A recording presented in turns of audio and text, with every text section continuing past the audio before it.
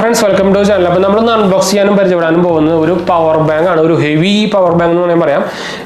ആംബ്രെയിൻ എന്ന ബ്രാൻഡിൻ്റെ അതാണ് ആംബ്രെയിൻ്റെ ബ്രാൻഡിൻ്റെ നമ്മുടെ ലൈറ്റ് അടിക്കുന്നുണ്ട് കണ്ടോ, പച്ച കളറാണ്. ആംബ്രെയിൻ്റെ ബ്രാൻഡിൻ്റെ 27000 mAh ഒരു പവർ ബാങ്ക് ആണ് നമ്മൾ പരിചയപ്പെടാൻ പോകുന്നത്. നമുക്കിതിൽ ഫാസ്റ്റ് ചാർജിങ് ആയിട്ട് 20 വാട്ടിൻ്റെ ഫാസ്റ്റ് ചാർജിങ് സപ്പോർട്ട് നമുക്കിതിൽ വരുന്നുണ്ട്.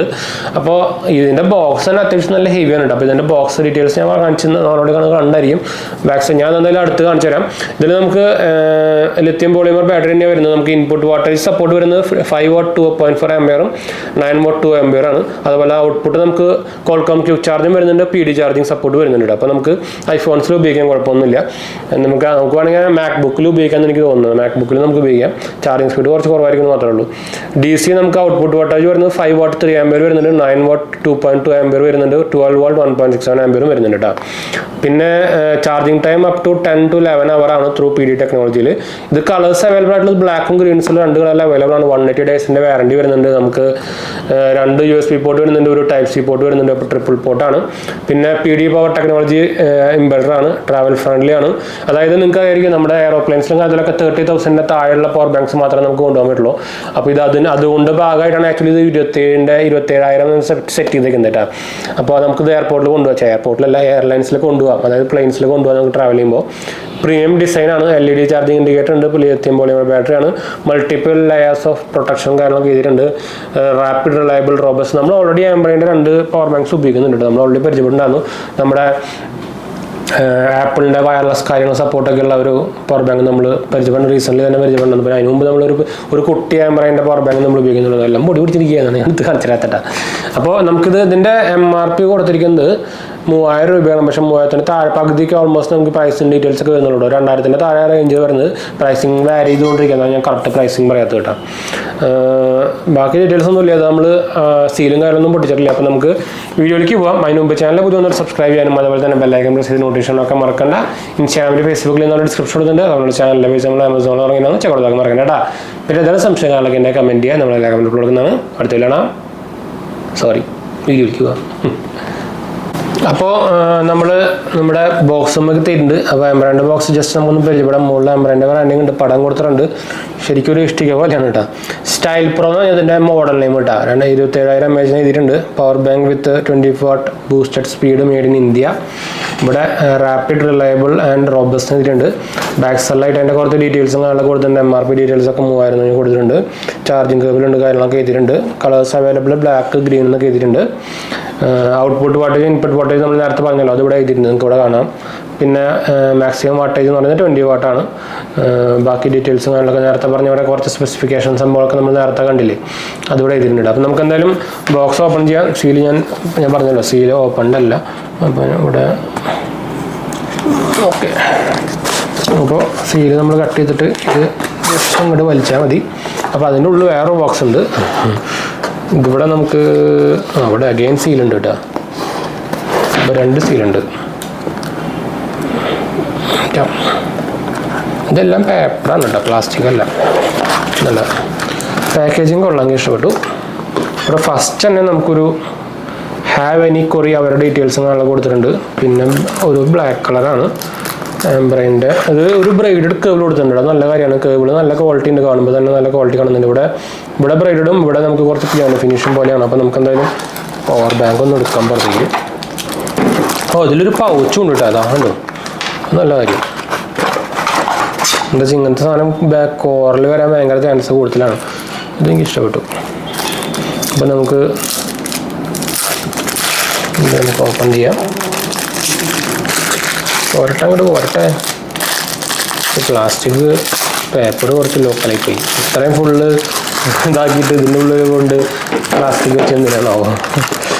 ബാക്കി എല്ലാം പേപ്പറാണ്, അത് മാത്രം ഉള്ളിൽ കൊണ്ട് പ്ലാസ്റ്റിക് ആക്കി. അപ്പോൾ ഇതാണ് നമ്മുടെ പവർ ബാങ്ക്. ഇത് ഇവിടെ റബ്ബർ ഫിനിഷാണ് കേട്ടോ. അത് കാരണം ഇത് സ്കിഡാവാൻ ഭയങ്കര ചാൻസ് കുറവാണ്. കണ്ടു, ബിൽഡ് ക്വാളിറ്റി കിടുവാണ് കേട്ടോ, എനിക്ക് ഇഷ്ടപ്പെട്ടു. ബിൽഡ് ക്വാളിറ്റി നല്ല രസമുണ്ട്, ബിൽഡ് ക്വാളിറ്റിയാണ്. 27,000 mAh അവിടെ കാണാണ്ട്, എംബഡ് ഇതിൽ കാണാണ്ട്.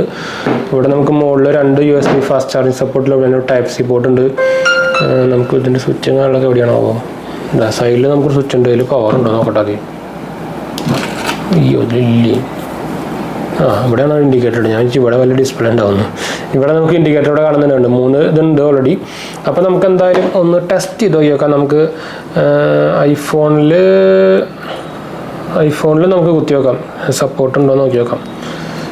ഫാസ്റ്റ് ചാർജിങ് സപ്പോർട്ട് ആയില്ല. ഐഫോണിൽ ഫാസ്റ്റ് ചാർജിങ് എഴുതി കാണിക്കില്ല, അത് കാരണം അറിയില്ല. നമുക്ക് എന്തായാലും ഫസ്റ്റ് ആൻഡ്രോയിഡ് തന്നെ നോക്കി നോക്കാം. ഞാൻ നമ്മുടെ OnePlus ഫോൺ എടുത്തിട്ടുണ്ട്. ഇപ്പോൾ ഞാൻ ഇതിൽ കുത്തി നോക്കട്ടെ.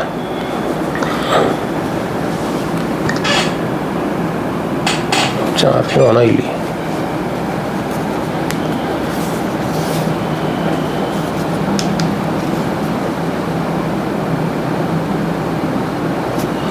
ചാർജിങ് ഓണായില്ല.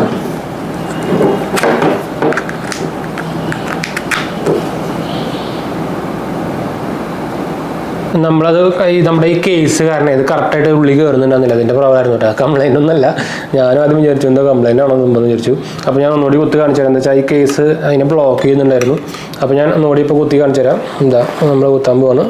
കുറച്ച് ഹാർഡാക്കണുണ്ടോ?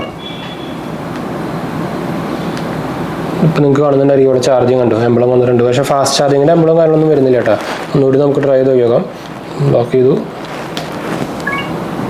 ഉണ്ടോ? ഫാസ്റ്റ് ചാർജിങ് വരുന്നില്ല, നോർമൽ ചാർജിങ്ങാണ് വരുന്നുള്ളൂ. അപ്പോൾ സൂപ്പർ ഫാസ്റ്റ് ചാർജിങ്ങോ OnePlus സപ്പോർട്ടോ OnePlusലോ റിയൽമിയിലോ ഒന്നും ഫാസ്റ്റ് ചാർജ് സപ്പോർട്ടൊന്നും കിട്ടില്ല കേട്ടോ. അപ്പോൾ ഇനി നമുക്ക് എന്തായാലും നമ്മുടെ ഐഫോണിൽ നമുക്ക് നോക്കി നോക്കാം. ഐഫോണിൽ ഞാൻ അവരുടെ ഒറിജിനൽ കേബിൾ എടുക്കുന്നത്. എന്താ വെച്ചാൽ എൻ്റെ വേറെ സെപ്പറേറ്റ് കേബിൾ ഇല്ല. അപ്പോൾ നമ്മൾ ഐഫോൺ ഇവിടെ വെച്ചിട്ടുണ്ട്.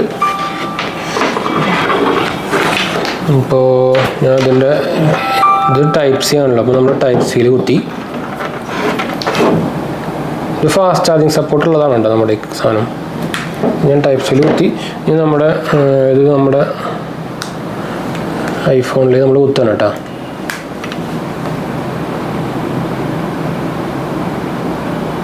ചാർജിങ് ഉണ്ട്, പക്ഷേ സ്ലോ ആണ് കേട്ടോ.